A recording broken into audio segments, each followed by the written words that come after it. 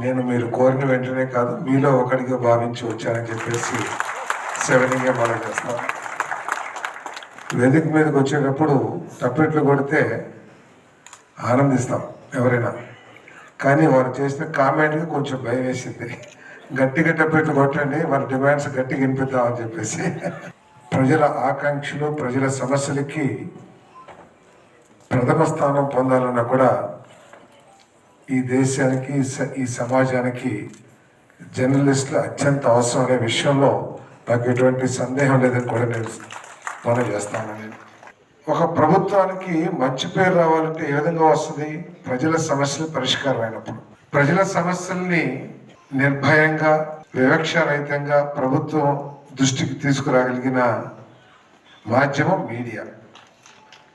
కాబట్టి మిమ్మల్ని ఈ ప్రభుత్వం ఎప్పటికీ విస్మరించదు, నిర్లక్ష్యం కూడా చేయదని చెప్పేసి మనం చేస్తాము. మీ సమస్యలు ఈ ప్రభుత్వానికి అత్యంత ఇంపార్టెంట్ అనే విషయాన్ని కూడా ఈ సందర్భంగా తెలియజేస్తాను.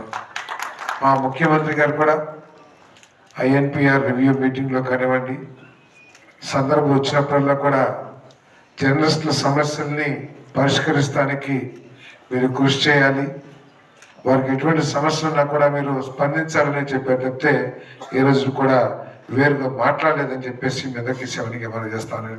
ఈరోజు అజయ్ గారు మాట్లాడుతూ మరి చాలా రాష్ట్రాల్లో సంక్షేమ కార్యక్రమాలు, ప్రత్యేకంగా జర్నలిస్టులకు సంబంధించి సంక్షేమ కార్యక్రమాలు చేస్తా ఉన్నారు, మన రాష్ట్రంలో ఏమీ చేస్తలేదు అనే ఒక మాట మాట్లాడారు.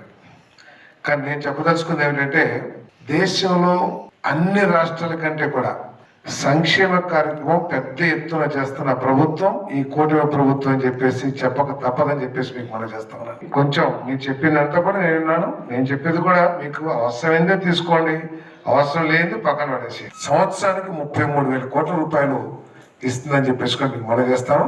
కాకపోతే మరి జర్నలిస్టులకు సంబంధించిన ఏదైతే సమస్యలు ఉన్నాయో మరి వాటిని పరిష్కరించాల్సిన బాధ్యత ప్రభుత్వం మీద ఉంది. తప్పకుండా వాటిని కొన్ని ఆర్థిక సమస్యల మూలంగా కొన్ని నిర్ణయాలు వెంటనే తీసుకోలేకపోతున్నామేమో, కానీ బట్ ఈ ప్రభుత్వం, కూటమి ప్రభుత్వం ఎప్పుడూ కూడా అనుకూలంగానే ఉంటుందని చెప్పేసి మీకు సవినయంగా తెలియజేస్తామని.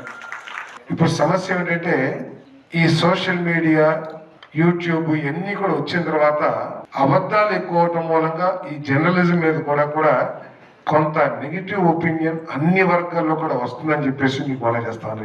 మీరు ప్రభుత్వాన్ని విమర్శించడం, క్షేత్రస్థాయిలో జరుగుతున్న సమస్యల్ని తీసుకురావడం, వీటన్నిటికీ ప్రభుత్వానికి ఎటువంటి అభ్యంతరం లేదు, వాటిని ఆహ్వానిస్తాం కూడా.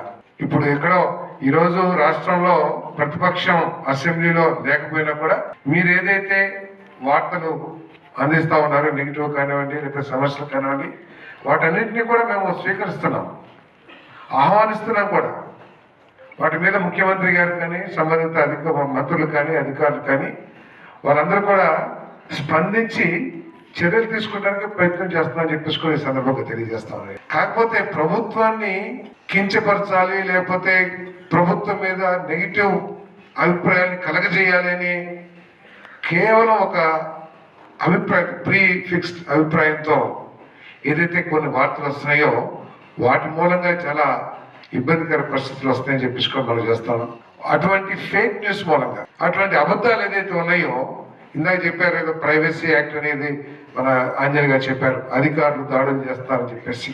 సో ఇంటర్ప్రిటేషన్ ఎప్పుడైతే ఫేక్ న్యూస్ వస్తుందో, ఫేక్ న్యూస్ వాస్తవ న్యూస్ ని అధిగమించి ఫేక్ న్యూస్లే ఎక్కువ వస్తున్నాయి అనే అభిప్రాయాన్ని కలగజేసి ఇటువంటి చర్యలు తీసుకుంటానికి కూడా మరి అవకాశం కలుగుతుందేమో, మీలాంటి పెద్దలందరూ కూడా ఆలోచించాలని చెప్పేసి మనం చేస్తాను. ఇటువంటి ఫేక్ న్యూస్ మీద ఎటువంటి చర్యలు తీసుకోవాలి, ఏ విధంగా జర్నలిస్ట్ సోదరుల్లో ఎటువంటి చర్చ జరగాలి, ఫేక్ న్యూస్ అనేది వాస్తవమైతే ఎటువంటి చర్యలు తీసుకోవాలి, దాని మీద కూడా జర్నలిస్ట్ సోదరులందరూ కూడా ఆలోచించాలని చెప్పేసి నేను వ్యక్తిగతంగా కోరుతున్నానని చెప్పేసి మీ అందరికీ సేవనికి మనం చేస్తాను. మరి గత 2014-19 మధ్యలో ఉన్న చంద్రబాబు నాయుడు గారి ప్రభుత్వం, తెలుగుదేశం ప్రభుత్వం మీకు అనుకూలంగానే వివరించిందని చెప్పేసి మీ మాటల్లోనే చాలా వరకు తెలిసింది. అదే యాటిట్యూడ్ని ఇప్పుడు కూడా కొనసాగిస్తామని చెప్పేసి నేను మనం చేస్తాను.